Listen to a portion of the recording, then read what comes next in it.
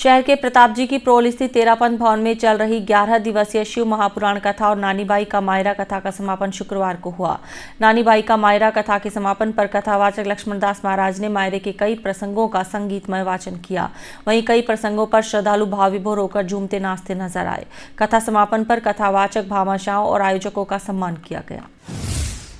शहर के प्रताप जी की प्रोल स्थित तेरापंथ भवन में चल रही 11 दिवसीय शिव महापुराण कथा व नानीबाई का मायरा कथा का समापन शुक्रवार को हुआ।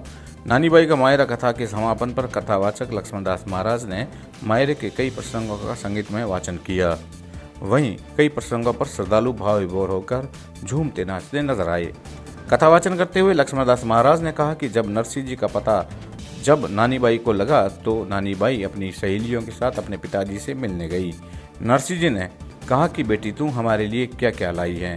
नरसिंह जी ने कहा कि हमारे लिए तो सवा शेर गोपी चंदन चाहिए और भोजन व पानी चाहिए। नानीबाई अपने पिताजी से मिलकर जब अपने घर गई तो सासू माँ नारायणा देवर ने उसको ताने मारे और कहा कि तेरे पिताजी मायरा लेकर आ गए। मायरा में क्या क्या लाए। नानीबाई बहुत दुखी हुई, वापस अपने पिताजी के पास गई और कहा मेरे ससुराल वाले मुझे बहुत ताने मारते हैं और कहते हैं कि तेरे पिताजी कुछ भी लेकर नहीं आए। नरसिंह जी ने नानीबाई से कहा कि बेटा एक और मायरे का कागज लिखवा कर ला।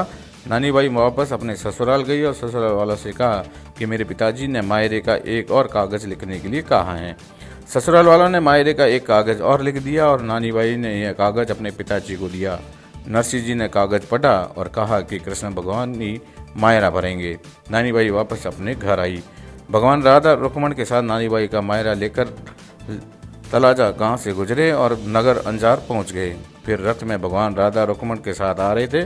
फिर भगवान ने नानीबाई के 56 करोड़ का मायरा भरा। उस विंध्याचल पर्वत को कहते हैं विंध्याचल तुम इतने बड़े नहीं हो कि भगवान की बराबरी कर सको। विंध्याचल कहता है मेरे पास सब कुछ है और ममलेश्वर उनके अनादि ब्रह्म स्वरूप में प्रकट हुए हैं। हम दोनों दर्शन करते हैं तो एक ज्योतिर्लिंग का फल मिलता है। बोलिए ओंकारेश्वर भगवान। जब उससे नहीं हारे, उससे पता चला कि तुझे समाप्त करने के लिए, तेरा वध करने के लिए कोई किसी मंत्र का सहारा लेता है। कथा समापन पर कथा आयोजन समिति की ओर से कथावाचक भामाशाहों व आयोजकों का दुपट्टा पहनाकर एवं स्मृति चिन्ह देकर सम्मान किया गया।